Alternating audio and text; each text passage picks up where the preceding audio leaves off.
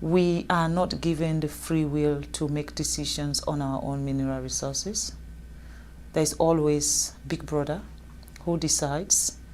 And when you fight and say, no, we are not going to do this, they use the system to stop you. It's either they set you up with the opposition and they will be supporting the opposition against you from the back, or they cause unnecessary chaos in your country so that you are not able to even govern your own people. They will do things to make you not to be functionable. And of course, any country that don't have peace cannot develop. You have to have peace before you talk about development. I'll give you a simple example about Sierra Leone. Every mining company that is in Sierra Leone today is owned by a foreigner. Every mining company. If it's not the Chinese, it's the American, it's the British. Our electricity, Bumuna, is run by the British, and we still don't have light. We're looking for light, electricity. If you don't have electricity, how can you talk about education? How can you talk about health facility? How can you talk about improving the infrastructure of your country? We don't have electricity. Now, do we actually even have proper water, pipe-borne water, so that our kids will not be sick? We don't have those facilities. Why? With all the minerals we have, there is a cap you put. Before my husband became the president of Sierra Leone was benefiting, they said, what's the word? 0.000.1%. What is that? Basically, a company can take as much as $100 million out of the country in terms of minerals, and then they can just give the country $10,000. Now, what will $10,000 do for our health system?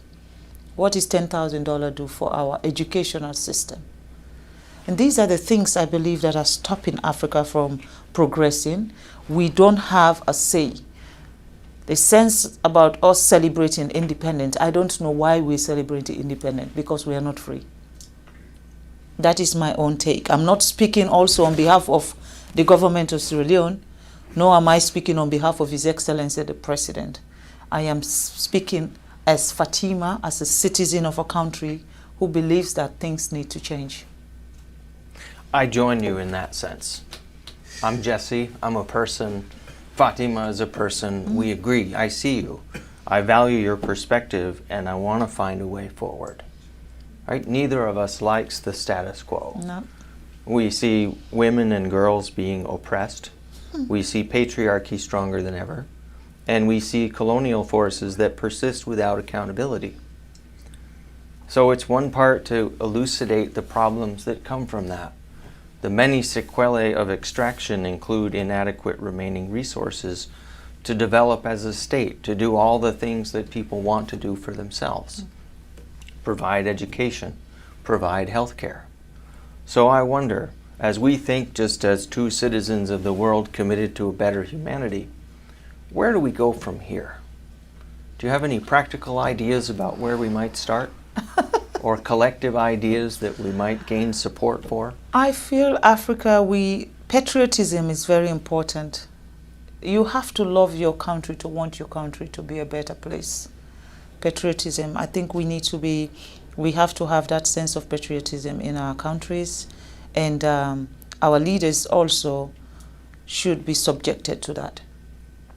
You know, it is not only when you were talking about election and then everybody come out and celebrate, and after election, that's it.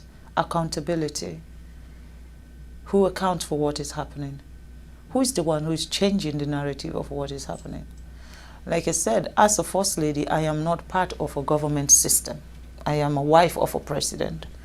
So when I speak on behalf of the people, because I understand what the people are going through. At the end of the day, I'm not being paid salary, and I cannot be fired either. So that's the advantage. That's the advantage of being a First Lady.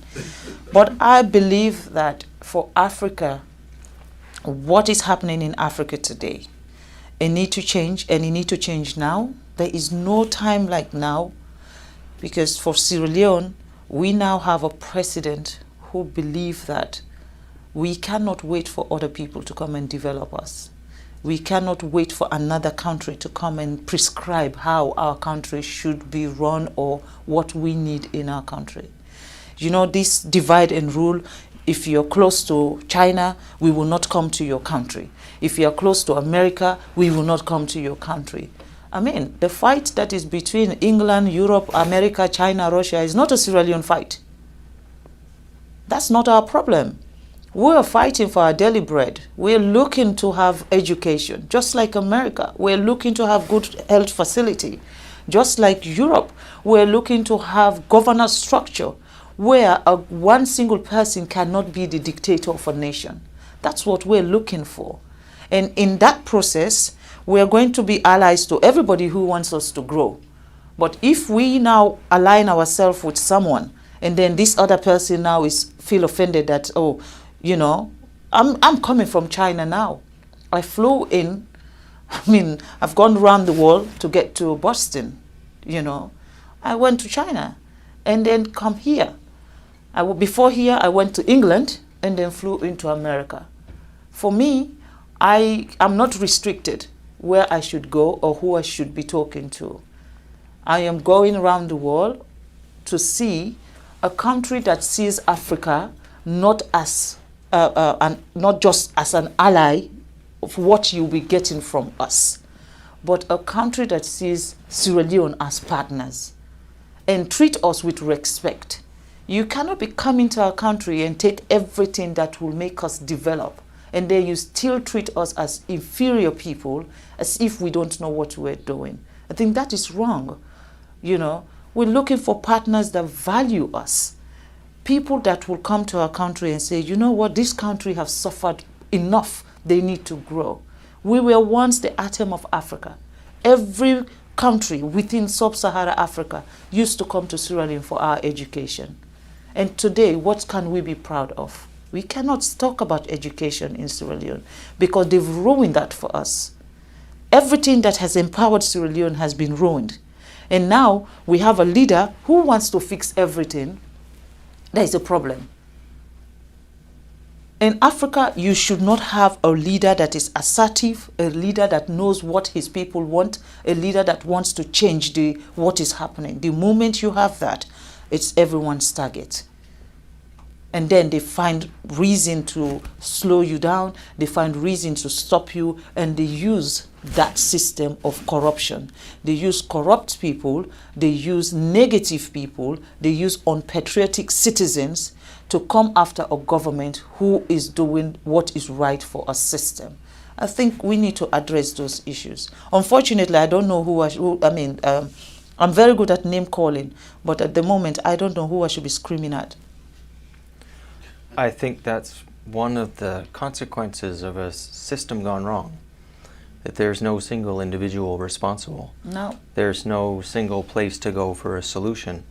It is difficult to find a way forward. And I think we can return to some of those themes later on in our discussion. But I wanted to ask you, this is in a very pragmatic way, your Hands Off Our Girls program. I wanted to ask you, who's addressed in Hands Off Our Girls? That instruction is given to who? The Hands Off Our Girls is for everyone. When I say everyone, when I became the First Lady in 2018, the state of our country was disgraceful. It was disgusting. I mean, babies as young as 6 months were being raped by men. Yes. And that's the reality. So there was no one out there to actually say it as it is. There is no one out there to say, no, we've had enough. And every time there's this excuse to say, oh, it was because of the war. Our war had finished 20 years ago. We cannot live in a war mentality after 20 years. We need to move on from that. And that's the reason why I'm very unapologetic when it comes to the Hands Off Our Girls campaign. I will call your name. I don't care your status. I don't care who you are. I would name and shame you and let the whole country know you're one of them. And what we have done through the Hands Off Our Girls, I'm not saying it's amazing, but it has changed the way people think and the way people behave. And a behavioral change is one of the most difficult things for every society. But with the Hands Off Our Girls campaign, the perpetrators know the person who is at the front of that campaign is not joking. I admire that, and I think that's probably why in 2023 UNAIDS appointed you as a champion for adolescent girls and young women. I'd like to pursue this question of accountability. Let me think about this. I think the circumstances you were talking about of low participation in national affairs, missing accountability for criminal actions, and then the need to change culture. That culture change is probably at the basis of our most fundamental problems. It conditions the way people look at each other, the way they respect each other. It also influences the way nations interact. At the beginning of our conversation, we were talking about the theft of resources by some countries from others. And here, where we're talking about individually perpetrated crimes on a mass scale, we're thinking about the same needs for accountability. So here, I know many of these things become personal for you, but I'm wondering, are there some next steps that you could envision us taking, either as domestic policy initiatives, with either regard to a particular country or not, or as international citizens that might help us rethink the way nations interact with each other? Is there something that we could do from citizen to citizen that might help change these dynamics? Well, I think, respect for one another is very important, and the love for one another and compassion for one another is very important. That is what we have lacked for a very long time in a place like Sierra Leone. And again, whenever you bring up such conversation, they will try to make reference to the war. I don't think respecting a woman, you need 20 years to understand that a woman deserves to be respected. I don't think so. I just believe it's a macho thing. It's where men feel like they are just superior and women are inferior beings, and that we have to be silenced, that they could do whatever they want to do and get away with it because there's no one to ask them why. I think that's what has gone on for far too long in Sierra Leone. And with the advent of the Hands Off Our Girls campaign, they see it as having a direct confrontation with them. And of course, when you fight evil, evil try to fight back. And we've been pushing. We go 10 steps forward, they push 2 steps back, we move them 15 steps forward. And that's what we've been doing. In the last 5 years to now, they have realized that this is not going away. So the best they've started doing is comply and know that we are not joking. This is not a political issue. This is a national issue. Our children are being endangered. Our women are being bullied. Our women are being degraded. And we have 52% of our population who are women. And if you now push 52% of your population in the kitchen, definitely it's like asking Muhammad Ali to do boxing with one hand. He will not succeed. Everybody had to contribute in nation building. If we want our country to be developed, the women and men had to work as partners. We have to be seated on the same table and make decisions together. Men don't know what are women's problems. It is only the women who knows our problem.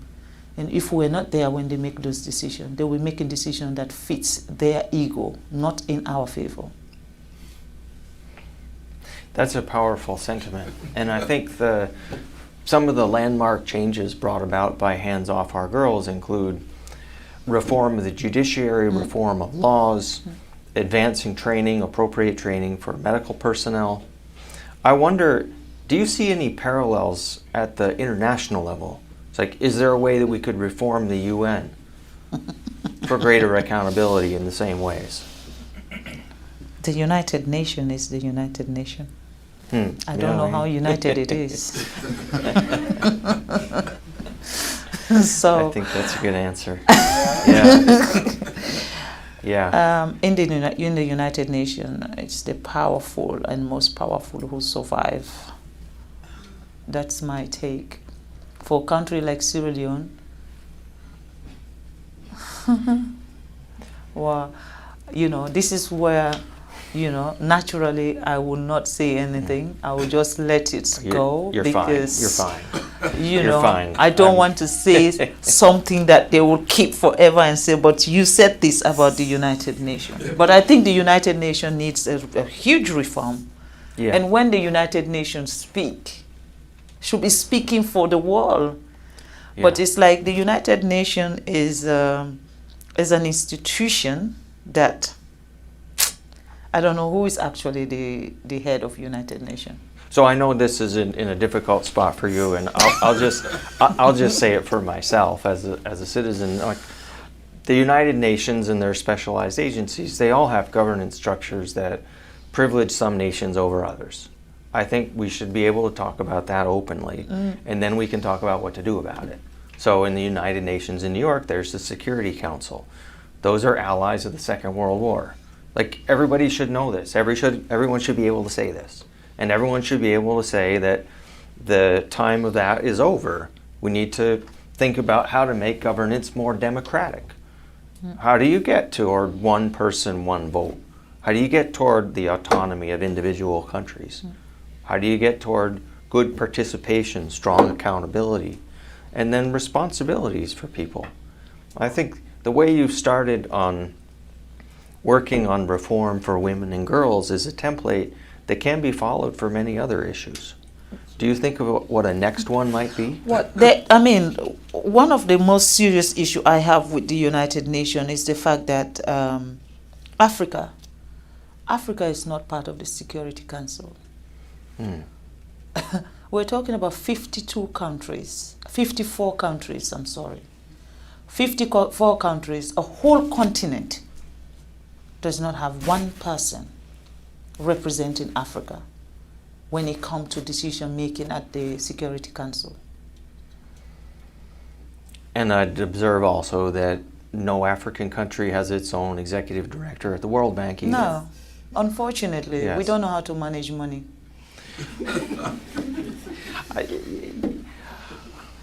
I think I'll have to disagree with you. And what do you want me to say? Because if that is the perception since the beginning of, every time an African come forward for something, that they have to be a decision maker for the world, not just Africa. It's just not possible. I understand. So what can I say? There must be a prescription somewhere that says, Africa, you are not good enough. Well, it might be revolutionary, but I'm going to say it right here. Africans should be in charge of Africa. I believe that also that Africans' issue can only be enhanced when Africans decide to do that. They should not allow another person to give them a prescription of how Africa should look like or what we need in our Africa, because we know what we need in our Africa. No one will know that better than us. And I think the UN should see Africa as partners. And the United Nations, definitely, you cannot have 7 countries vetoing everything. When it comes to Africa issue, it is those 7 countries. Who are the countries that are actually exploiting Africa? They're the ones who have the veto power to make decision on anything that has to do with Africa. So for me, I think that is wrong. And that is one thing the president of Sierra Leone has campaigned for. And this year, Sierra Leone is now a non-permanent member at the United Nations. But yet still, we don't have a veto power. But we're there. At least we are getting closer. And in these 2 years, our mission is to get the United Nations to see Africa not as one country. Because that's the mistake they do. When you say I'm from Africa, they say, oh, you're from Nigeria. I said, no, Nigeria is one country in Africa. We have 54 countries in Africa. So see us as a continent that also, what we offer to the world, Europe does not have it. What Africa gives to the world, Europe don't have it, America don't have it, Asia don't have it. Because we are not mining in China, we are not doing any mining in America or mining in Europe. But they're doing it in every part of Africa. Not just Sierra Leone, go to Democratic Republic of Congo, go to Botswana, go to Angola, go everywhere there is mineral resources. It is the West and the Chinese who are there. I think we need to work toward a future where those industries migrate toward the sources of production. So like you could imagine a chocolate industry that's not in Switzerland or Belgium, but it's in Ghana. Yes. You could imagine, yes, the most famous jewelry stores in the world might be in Cote d'Ivoire. They might Sierra be Leone. We have the best diamonds. They might be in Sierra Leone. But guess what? We have the best diamonds in the world, but they call our diamond blood diamond. But I've never seen a red diamond, because if it's blood diamond, it should be red. We have the best diamonds in the world. You know, so I don't know, what do we have in America? I'm just checking, You know, so I told you I came here to learn also. Yeah. Come on, you know, you can't just be asking me. You give me some information to take home. Of course, I'll be happy to tell you things.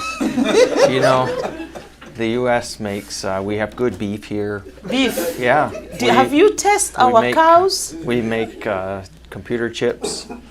We've developed the internet. I mean, there's lots of innovation. I think normal exchange is normal. People learn from each other. They share products. That's a kind of very normal type of globalization where people have learned from each other. The extractive kind is what we need to move beyond. My aspirations, as I was mentioning to you, is that maybe we could imagine a world where the minerals that are extracted get refined, get processed into consumer products at the sources. Well, first of all, for that to happen, you have to have energy. Now check how many countries actually have energy. And who gives energy? I understand it's complex. You know, it's true, it's complex, it's very difficult. I just don't want to give up on it. At the end of the day, like, we're all people. There should be something that good people can do. There should be at least one thing that good people can do, no matter where they are, no matter what their position is. There should be at least one thing. And I'm trying to find out, what would it be? What would we recommend to today's people? What should they do? We've identified many problems, from the governance of the UN, the extraction of natural resources, the power of the patriarchy. Do you have any ideas? What should somebody do tomorrow? What would we recommend to the students at our school or the people on the streets? I think people who, let me speak for Africa. When you come to Africa, ask me what is it that I want. If you ask me what food do you want to eat, I'll tell you I want to eat rice. But then if you come to Africa and bring me spaghetti and said, I want you to eat spaghetti, that you are imposing on me. With everything that we have in Africa, for all the people or all the organizations or all the companies that are coming to take from us, for once, see us as partners. For once, treat us with respect. And then help us develop. Because when we're developed, doesn't mean you will not do your mining. It just means you'll be changing lives, and changing lives in a positive way. So by depriving us that development, by depriving us that opportunity for us to be able to be self-sufficient, for me, that is what is wrong. And that is why I am not able to stay silent. I salute that. So today we have found solutions at several different levels. There's personal participation, so people are accountable, people are responsible for their own countries and their own actions, for their own governments. That includes people in rich countries. If you don't like what your country's doing, maybe get out there on the streets and do something different. If you see people who are being taken advantage of, advocate for them, change the law. If you're working on international projects, respect people in their countries as the source of all the knowledge, and maybe provide resources and advice as requested. I think that's good advice, and I appreciate you sharing it with us. Thank you. Thank you very much. Thanks for joining us today. Thank you.